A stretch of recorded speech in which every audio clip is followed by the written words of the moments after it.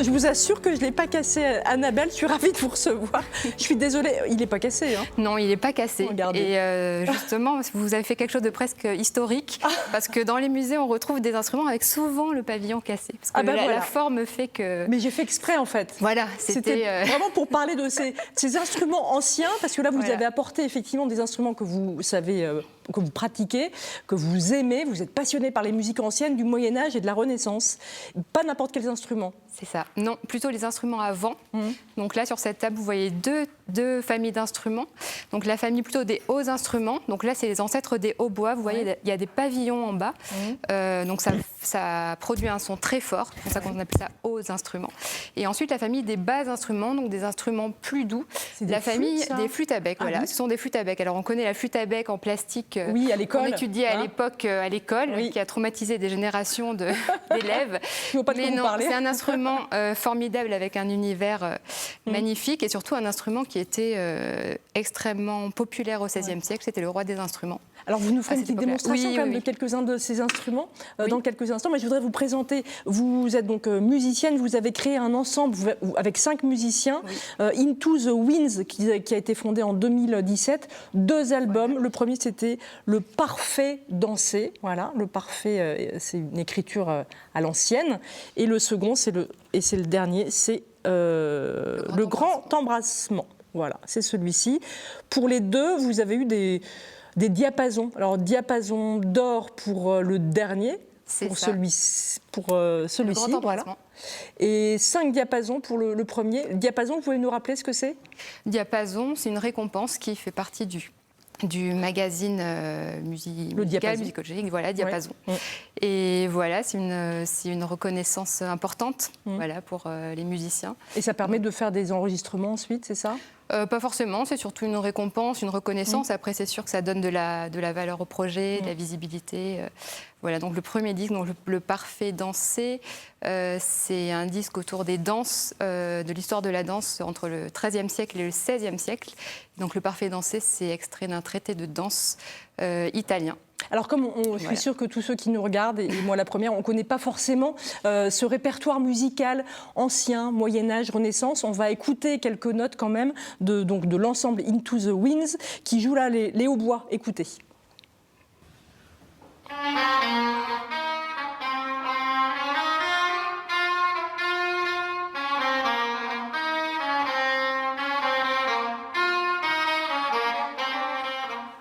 Alors effectivement, c'est un répertoire qui n'est pas très connu, qu'on ne peut pas trop écouter en France à l'heure actuelle. Non.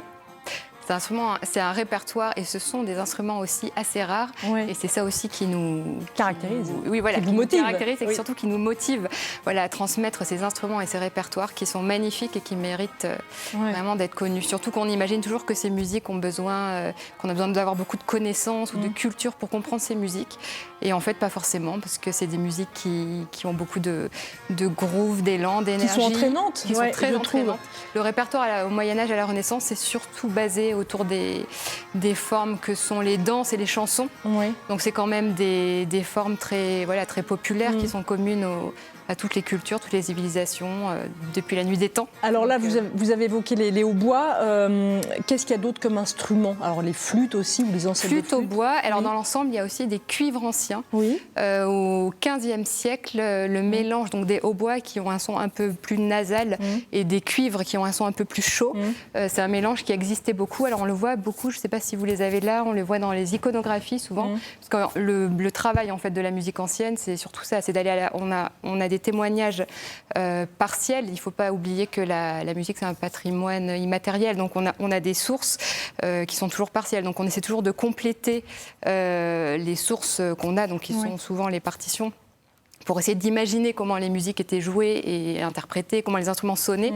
Après, on n'aura jamais la réponse. Donc, l'idée, nous, c'est vraiment de chercher autour, par exemple, d'un manuscrit qu'on a entre les mains. Alors, juste pour la régie, on a les iconographies qui sont à la fin de toutes les photos. On va les retrouver quand même. Ok. Mais voilà, nous, par exemple, toute la recherche sur les iconographies, c'est très intéressant. Parce que sur les iconographies, par exemple, on voit des musiciens qui vont jouer ces hautbois anciens. Donc, souvent, il y a un hautbois comme ça, qui s'appelle une chalmie. Ça viendrait du latin calamus, roseau, parce qu'on joue ces instruments avec un petit dispositif en roseau qui permet la vibration. Ah bah vous pourriez nous faire une petite démonstration peut-être? Tant que j'y suis, alors là c'est dans le... On met ça dans l'eau pour que le roseau gonfle et qu'il puisse sonner, qu'il puisse vibrer. Ah, donc là ça fait une vibration. Donc ça, c'est le hautbois le plus aigu. La chalmie, c'est le plus ancien. Il aurait été importé au XIIIe siècle par les Arabes en Occident. Voilà. Et puis ensuite, au cours des siècles, il va être standardisé en Europe. Et ensuite, les instruments vont être déclinés en différentes tailles. Donc tous ces instruments, ce sont les mêmes. Ce sont des hautbois, soprano, alto, ténor. Après, c'est le principe en fait du quatuor à cordes. Oui, c'est ça. Alors voilà. Allez-y pour quelques Une petite notes. démonstration, en espérant que les micros ne vont pas exploser.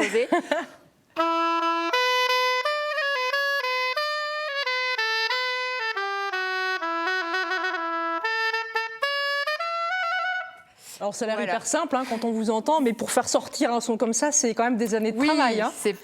Oui, c'est un peu de travail. Après, c'est pas des instruments solistes, c'est vraiment des instruments. C'est pour ça que c'est bien que vous ayez passé l'extrait qui sont joués en ensemble. À plusieurs, bien sûr, c'est un ensemble. Le but, c'est vraiment d'avoir un son d'ensemble, et c'est comme ça que tu es pratiqué aussi. On s'intéresse aux flûtes. On a un autre extrait de l'ensemble Into the Winds avec les flûtes cette fois. On écoute, on regarde.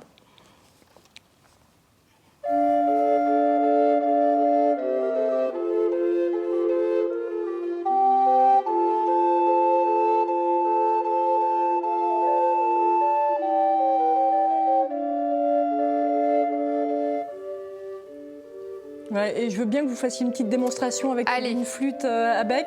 Donc effectivement l'ancêtre de la petite flûte dont vous parliez, la petite, qui a traumatisé des générations d'enfants. Mais ça, c'est un prototype. Alors les instruments qu'on a, c'est pas les originaux, c'est des copies de musée.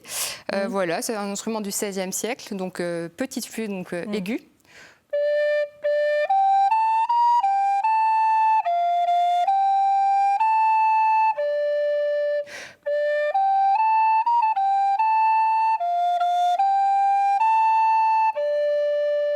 Mais c'est très joli.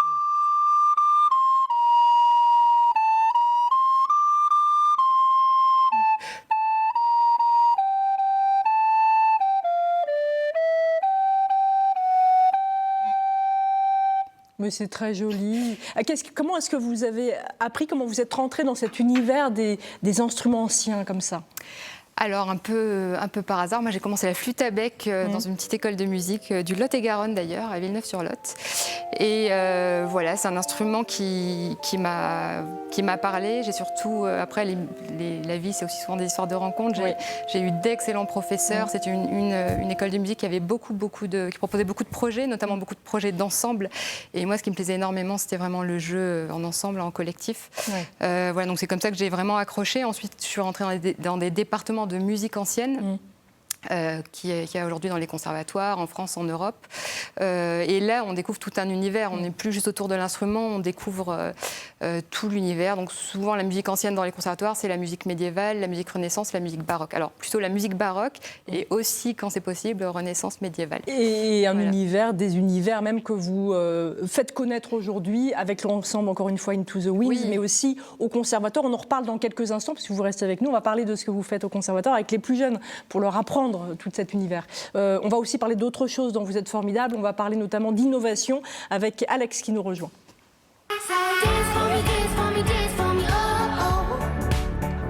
Vous avez le temps de lire un petit peu, Annabelle? Oui. Je lis surtout des livres en rapport avec la musique, sujet, ou des projets de travail, mais oui, j'essaie de me dégager du temps. On l'a compris, vous êtes passionné par cette musique ancienne, et vous transmettez cette passion. Vous enseignez au conservatoire, notamment de Bordeaux et de Limoges. On va voir quelques images avec les adolescents, puis on écoute quelques notes en même temps. Et puis après, il y a les enfants aussi, on écoute.